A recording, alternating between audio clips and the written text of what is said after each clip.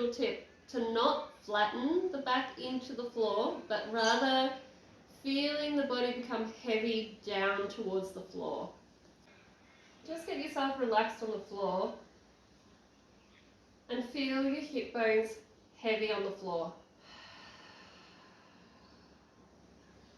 So rather than crunching here and pushing down into the floor, you're allowing the spine to stay in its neutral position. So there's a bit of a curve in the spine, and you're letting the hip bones be heavy. Then rest your hands on your rib cage, and you can also think about your rib cage on the exhale becoming heavy down towards the floor. So taking an inhale,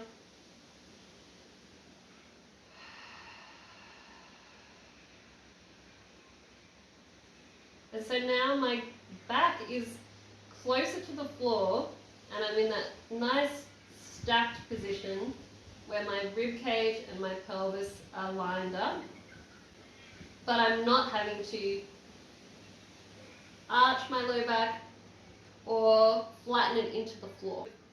I'm just keeping it neutral. Then from here, if I'm doing core exercises like a dead bug, I've got that neutral curve.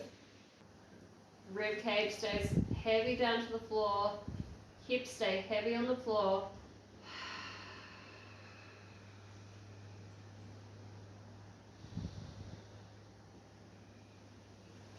Exhale.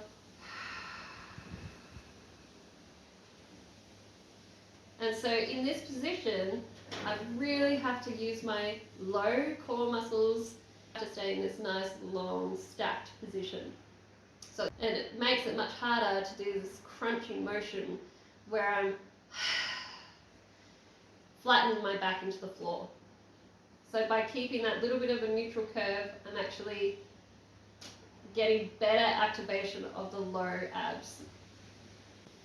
So you can test this on yourself as well. If you find the bony protrusions of your hips, and then just inside that where it's nice and soft, take an inhale, exhale, and you should feel those muscles switching on. So it'll just create a little bit of tension there. So then if you're going to do your dead bug, keeping your spine in that neutral position, inhale, rib cage heavy down to the floor, thinking about the hip bones coming closer together and lifting from the bottom up, and then lifting the leg. Inhale to come back down, exhale from the bottom up, hip bones coming in together, rib cage heavy. Inhale down, exhale, inhale down,